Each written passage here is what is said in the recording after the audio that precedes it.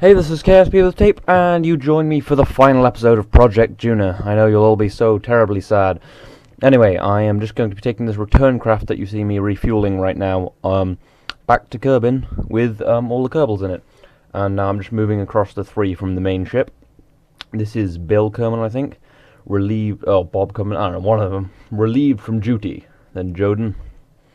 But what I have to do is take this little return craft down to low Duna orbit to pick up the people in the other spacecraft which came back from the surface of Duna, which was in the last episode, which if you haven't seen, there'll be a link probably nowish, hopefully. Yeah, so I just bring the people back from Duna and stuff. But anyway, they're all in there, everything is filled up, and I check, and that's all done. And now just moving away from the ship, which will be left here, just to kind of hover around. Anyway, so, I think I'm getting, yeah, I'm just getting the encounter now, just fixing my inclination, because I'm about 3 degrees off.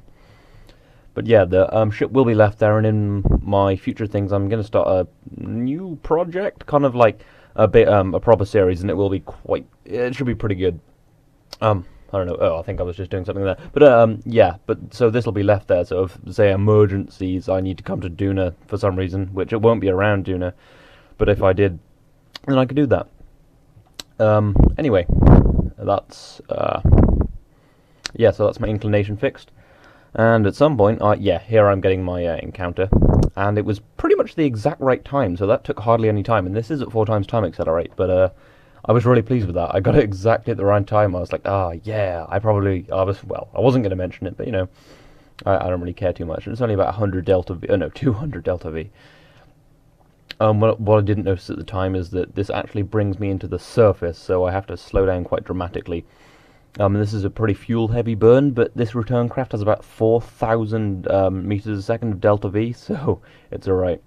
Anyway, that's a nice close encounter. Yeah, you can see it's about to hit the surface of Duna, and I'm just figuring out how much delta V that's going to cost me. About 250, but this has got so much that I only use half the fuel to get back. Yeah. So, yeah, I'm just getting ready to slow down, because you see I'm going 1,000 meters a second relative to the target, but that slows down about now. Just taking a drink, because talking is hard. Yeah, so I'm slowing down, and, well, I don't think I am right now, but I'm also adjusting my my heading so that I get into the right, so that I move, so that my encounter's closer to the target. But I do this in stages to save fuel. And as you saw, I was burning my RCS because just saving a bit of fuel, and that's very low ISP. And now I'm burning so that those go closer together. And if you are burning retrograde, if you don't know this, then if you burn kind of so that the retrograde marker's in the middle of the marker that marks where the ship is, your target is, and your thing that shows where you're going, it'll move you closer towards the ship or something. That was horribly explained. I'm sure most people know that. Well, most people who play the game. I'm sure if you asked most people how orbital mechanics works, they'd just give you a fairly blank look. Yeah, anyway, as you can see, I've got them pretty close. It's just on the edge of the screen, about 700 meters, and just slowing down the final bit, but still being quite close. And that is a nuclear engine, obviously, because that's ridiculously efficient. And if I ever do this again, I know that I don't need all this fuel, because I have loads. Because I was a little bit worried about fuel for this mission, but it all worked out perfectly, really. I mean, there's still loads of fuel in the big Project Duna thing, the main ship up in high Duna orbit. Anyway, back over to the other spacecraft moving towards the return craft, and this looks scarily fast at 4 times time accelerate. And the frame rates weren't terrible because I'm not using huge ships, and my screen recorder's less of a dick right now. Anyway, I'm about 18 meters away, or drifting. Oh well, I'm about 18 meters away, and just getting in. And here I'm going for the command pod, which is full. I try to get in, and I keep trying to get in, and don't notice that it says cannot board a full module. And try this loads, then remount the ladder. Still don't notice that it says that, and then go around the other side and think, oh yeah, maybe I should get in the empty module. yeah, so this carries 7 people back to Kerbin, because that's all I brought along, because I was going to bring more, but didn't really need to, because, I mean, 2 people just stayed in the ship.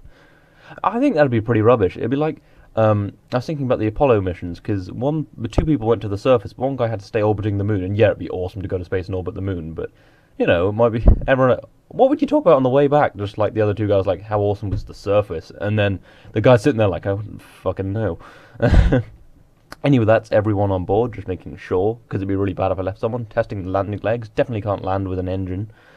And now I have my encounter. This took a while, so I cut it out of the video. And this is, it's about 90 days after the burn until I get to Kerbin, because I did it for very low delta V, which means I get there quite a bit later. Which, yeah. But it didn't really matter. I mean, the time warp and stuff, and Kerbal's not needing supplies. Oh, and I'm trying to find Duna in the window, because right now I'm passing over, as you can see there's lots of markers, I'm passing over the landing site. And I don't think I have it in this video, but I went down there for the time warping, because I had to time warp about 150 days, as you can see in the top corner. And it was really cool, because everything had been brought together with the exception of one lander. I was sitting there like, this is pretty cool. And there we go, got an Ike encounter if I just want to swing by there, which I could, but might screw up my thing a bit. And I quite interestingly, I was just looking at the periaps, and you won't see it because it's 4 times, but I would have got to Ike, to my periaps in like an hour, and I was thinking, that's because if you burn just straight to the target and have enough delta V, you get there very quickly. Which is like kind of the Star Trek sort of thing, where they just warp drive straight at things, rather than like using Newtonian physics to drift into place. Obviously, Newtonian physics, there's no avoiding that, but if you burn at something, it costs a lot of fuel. But you get there pretty fast, so we don't do that in real life. Or really much in Kerbal Space Program, unless you have like a warp drive, because you can get a pack with warp drives in them, I think. But I think that's a little kind of defeating the object of the whole thing, the whole Kerbal, the whole realistic stuff. Anyway, now that I've stopped talking about random crap, I'm just getting, yeah, there, I'd burned off all the delta V, until it was 0.0 and got right there. And you can see I've got conic patch mode on something, I think it's conic patch mode 0, which you can change in the settings file, which means I get this thing around Kerbin, so that I can actually see where I'm going to be when I come in, which I really like. So I'm fine-tuning, and this really helps for it. And I've got a moon encounter. I was thinking of swinging by the moon, because I think that'd be quite a cool way to end the mission, just swing by the moon, and then, because that'd be pretty cool if I went to Duna, Ike, and the moon in one mission. Well, one kind of long mission with lots of sub-missions. But I couldn't be bothered, so I just came back with the thing. Anyway, now I'm just time warping out, and this isn't as cool as it's so cool at 4 times, but just passing Ike, and I thought this looked quite cool, just kind of passing Ike and watching Duna disappear. And I didn't go to the ice caps. I wish I'd prepared something to go to the ice caps, but the rover's still down there, so maybe one day I'll do like a, if I ever had enough subscribers to do a big ass live stream, that'd be driving all the way to the North Pole of Duna. That'd be actually pretty cool. Idea for live stream one day, maybe. Because Harv did the big charity live stream where he drove to the North Pole of Kerbin? Yeah, Kerbin. Obviously Kerbin, I mean, where else would it be? And he raised like £10,000 for charity, which was really impressive. Anyway, I'm just coming up to my fine-tune, which will get me to actually just rocket right through the atmosphere of Kerbin, which we want, and the burning is very impressive. I left it at 4 times time accelerate, because I was thinking of slowing it down, because it's really impressive, but even at 4 times it took really ages, and it was pretty cool. I did slow down the last bit to like 2 times time accelerate, but you'll see that later. Anyway, just bringing my perigee down, and still need to bring it down a little more, because like a tiny bit of delta V, like 0.1 meters a second is like a million meters on the periaps from really far away, because tiny adjustments obviously make massive differences. And 30,000 is about right, because that'll slow me down enough. I was actually a little worried, because I came in so fast that I was worried I'd skip through the atmosphere, but I made sure I got it down low, and I didn't want to just plummet right in, because that might just destroy everything. And there you go, you see Minmus up there. Well, you may have, but we're coming into Kerbin, and there's the moon just rising. There you go, my screen's turning off. That's annoying. Turn back on, I don't know what's happening. Oh, now we're coming at Kerbin. Nice and fast, especially at 4 times. And see, you see my whole thing's screwed up a little bit, because the physics engine isn't perfect, so I just lost 30,000 meters off my periaps, so I kind of get it back so that I don't just straight up hit the floor, because I think the atmosphere wouldn't slow me down enough. I'm just taking another drink because I've been talking for 10 minutes straight, and that was just me taking a screenshot. God, I hope that's saved. That was me just taking a screenshot of that thing. That'll probably be the thumbnail of the video. But anyway, now we're coming into the atmosphere. That's all good. Everything's fine. Now I can ditch that stage. Yeah, so there goes. Thanks for the ride. I didn't call my ships anything, I realised. Kind of now, I didn't.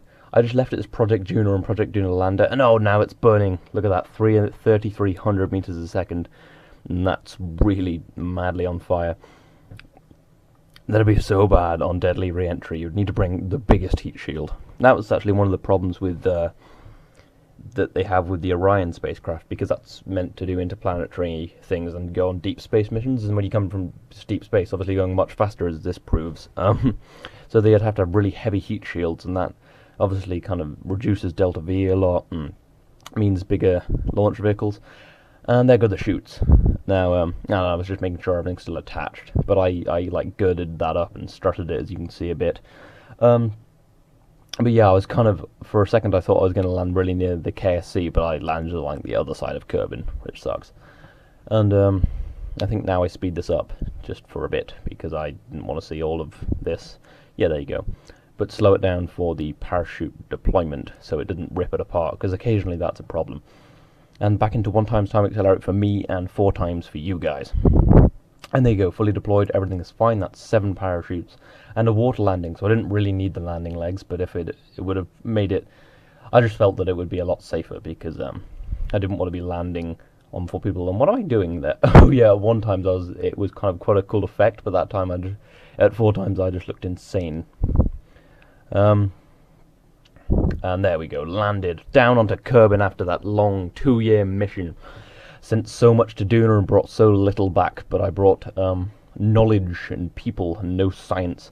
That's Jebediah out. If I'd taken anyone else out of the main capsule, they would have drowned, and I thought it was appropriate that it would be Jebediah Kerman. And he couldn't stand up, so he just lay there. Lying there like a really foolish thing, with his lights on. Anyway, that is the end of Project Duna. I really hope you've enjoyed this episode. I really hope you've enjoyed the series. I will be doing more of this kind of thing, but something far more impressive involving Elu in the future. There you go. Anyway, if you liked the video, please like the video. If you want to see more of the series, there will be probably links about now. If you want to see more of this and Elu stuff coming up, I'm thinking of putting a base on Elu. Then subscribe. This has been KSP with Tape. I'll see you next time.